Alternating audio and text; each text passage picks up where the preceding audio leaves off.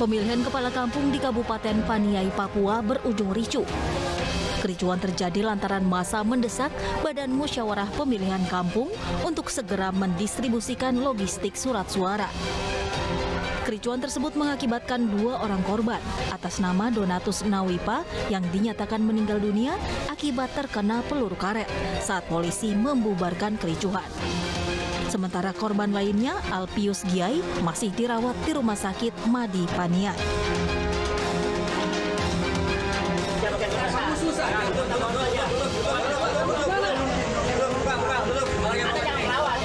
Razia minuman keras oplosan yang dilakukan oleh warga Desa Dramaga, Kabupaten Bogor, Jawa Barat diwarnai kericuhan.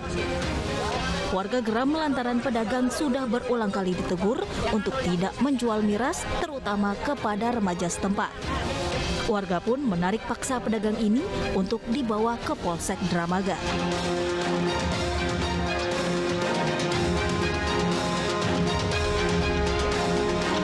Demi mempertahankan sepeda motor, seorang pedagang terlibat aksi tarik-menarik dengan petugas saat terjaring razia. Sepeda motor tersebut kedapatan parkir sembarangan di bahu jalan di kawasan Pasar Tanah Abang, Jakarta Pusat. Tim Liputan iNews melaporkan.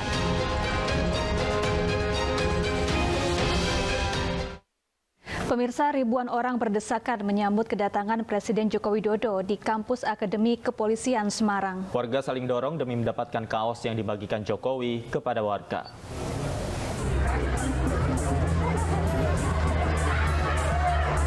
Seperti inilah antusiasme warga saat Presiden Jokowi beserta Ibu Negara membagi-bagikan kaos warna hitam yang dilempar dari atas mobil. Seketika warga pun saling berebut dan berdesakan demi mendapatkan kaos bergambar Jokowi itu. Tidak hanya orang dewasa, banyak anak kecil yang turut dalam lautan massa. Salah satunya adalah Reza Ramadan, pelajar kelas 6 SD Geduk Sari, Semarang. Dia menjadi salah satu orang yang beruntung karena bisa mendapatkan kaos Jokowi. Meski ukuran kaos terbilang besar, namun dirinya mengaku suka dan akan dipakai sendiri. Seperti apa?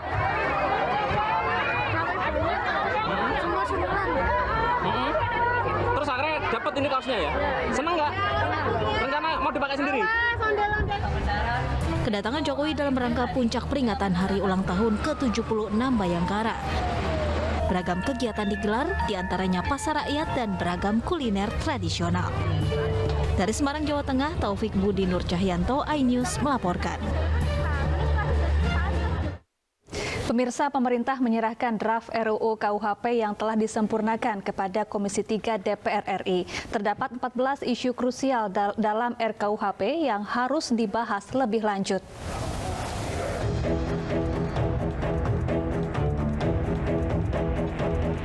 Pemerintah melalui Wakil Menteri Hukum dan HAM, Edward Omar Syarif Hiairi, menyerahkan revisi RUU KUHP ke Komisi 3 DPR RI Rabu pagi bersama dengan RUU Permasyarakatan. Ada 7 hal yang disempurnakan pemerintah dalam naskah RKUHP 2019, termasuk diantaranya pasal-pasal kontroversi yang menjadi isu krusial dan disorot masyarakat.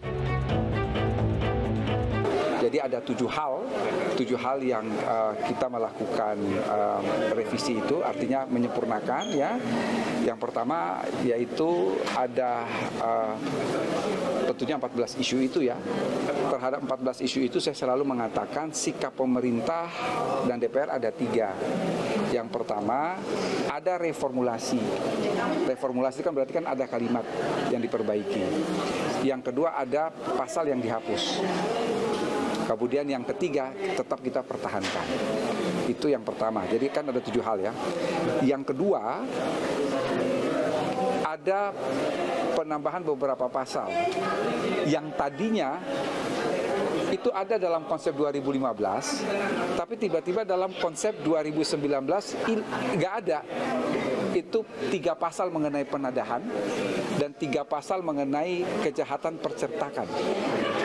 Itu kita masukkan lagi.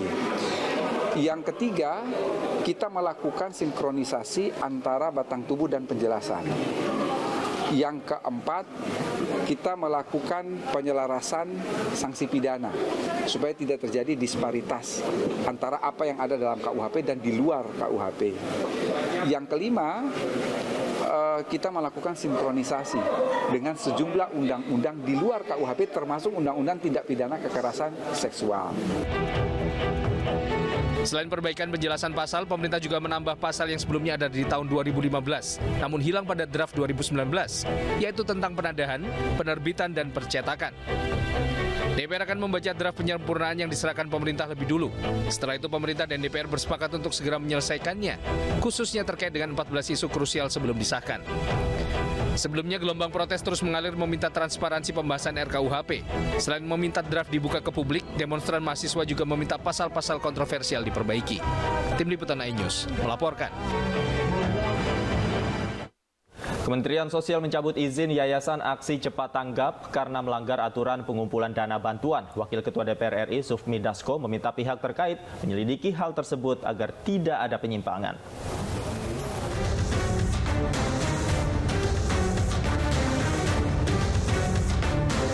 Kementerian Sosial Republik Indonesia mencabut izin pengumpulan uang dan barang Yayasan Aksi Cepat Tanggap atau ACT. Pencabutan izin ACT dinyatakan dalam keputusan Menteri Sosial RI nomor 133 tertanggal 5 Juli 2022. Menteri Sosial Ed Interim Muhajir Effendi menyatakan salah satu pelanggaran yang dilakukan ACT terkait biaya pengumpulan sumbangan yang seharusnya maksimal 10%. Namun ACT mengambil biaya tersebut sebanyak 13,7%. Langkah Kemensos ini disambut baik oleh Wakil Ketua DPR RI Sufmi Dasko.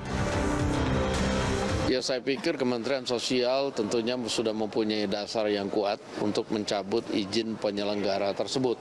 Sehingga kami dari DPR penuhnya mendukung agar tidak terjadi lagi hal-hal yang tidak tepat sasaran, tetapi kemudian merugikan masyarakat. Nah, untuk itu kami juga akan minta kepada komisi terkait, komisi teknis di DPR untuk mengawasi hal-hal seperti ini. Namun takutnya ada beberapa yang mungkin juga izin yang sama tapi kemudian terjadi penyalahgunaan, kan sayang sekali. Demikian. Sebelumnya tagar aksi cepat dilap dan jangan percaya ACT ramai di media sosial. Hal ini bermula dari pemberitaan sebuah majalah investigasi yang menyebut petinggi ACT diduga telah menyelewengkan donasi publik untuk memenuhi kebutuhan gaya hidup bos-bosnya. Pihak ACT pun telah meminta maaf. Tim Liputan iNews melaporkan. Pemerintah matangkan persiapan puncak haji. Kami segera kembali usai jeda, tetaplah di iNews Sore.